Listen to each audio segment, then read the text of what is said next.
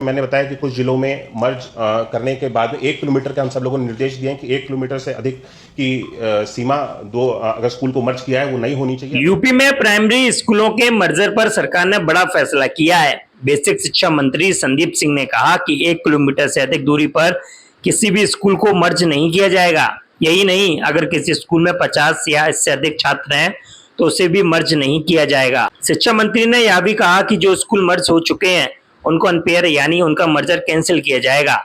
साथ ही मर्जर में स्कूल की जो बिल्डिंग खाली हो रही है उनमें बाल कल्याण विभाग के सहयोग से बाल वाटिका शुरू की जाएगी। इसमें 3 से 6 साल के बच्चे पढ़ेंगे।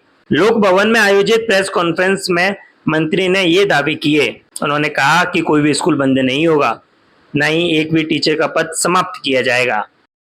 इस चीज को मैं स्पष्ट कर देना चाहता हूं कि पिछले दिनों में कई सारे लोगों से ये सारी इस तरह की जानकारियां मिली कि सरकार स्कूल्स को बंद करने जा रही। मैं स्पष्ट करना चाहता हूं कि बेसिक शिक्षा विभाग के अंतर्गत जितने भी हमारे संचालित परिषदीय विद्यालय हैं, लगभग हमारे पास में 1,32,886 विद्यालय हमारे पास में परिषदीय बेसिक शिक्षा विभाग के अंतर्गत संचालित हैं।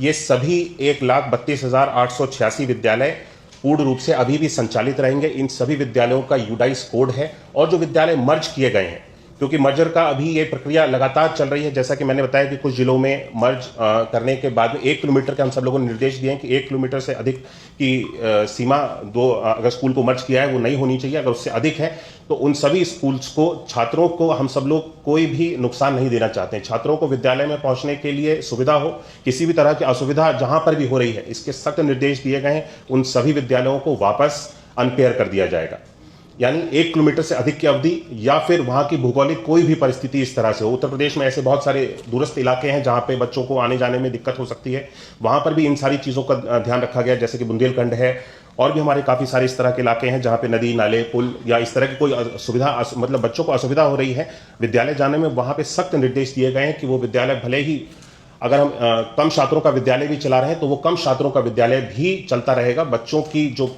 शिक्षा के लिए, उनको बेहतर गुणवत्ता की शिक्षा देने के लिए हमारी प्राथमिकता है, हम उस पर अभी भी कार्य कर रहे हैं। ऐसे स्थानों पे अभी भी वो विद्यालय, कम छात्रों की संख्या से भी वो विद्यालय संचालित रहेंगे।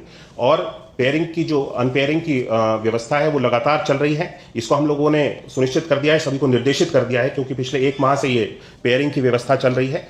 अगले आने वाले 1 सप्ताह में इस पेयरिंग के कार्य को पूर्ण रूप से समाप्त कर दिया जाएगा, पूर्ण कर लिया जाएगा और सभी जगहों पे जितनी भी पेयरिंग और अनपेयरिंग का कार्य है वो आने वाले 1 सप्ताह में पूर्ण कर लिया जाएगा। अभी ये प्रक्रिया लगातार पिछले 1 माह से चल रही है और इस पे लगातार पूरे प्रदेश भर में सभी विभिन्न जनपदों में, जनपद स्तर के सभी अधिकारियों के स्तर पे, जिलाधिकारियों के स्तर पे, जिला के बीएसएस के स्तर पे, सीडीओस के स्तर पे लगातार हम लोग बैठक भी कर रहे हैं और जिसपे पेयरिंग को बच्चों के हित के लिए, बच्चों के हित के लाभ के लिए ही इसको किया जाए, इसको हम सब लोग पूर्ण रूप से सुनिश्चित कर रहे हैं।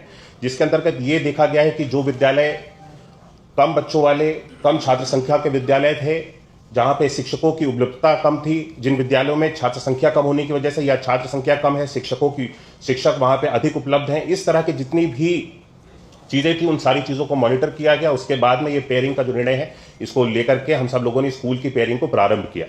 सबसे पहले हमारी प्राथमिकता थी कि सबसे कम छात्र वाले जो विद्यालय हैं और उसके पास में अधिकतम दूरी को तय किया गया है 1 किलोमीटर। 1 किलोमीटर से अधिक की दूरी का कोई भी विद्यालय आपस में मर्ज नहीं किया जाएगा। इसको निर्णय लेकर के और सभी जनपदों में इसकी जानकारी निर्देशित कर दिया गया है।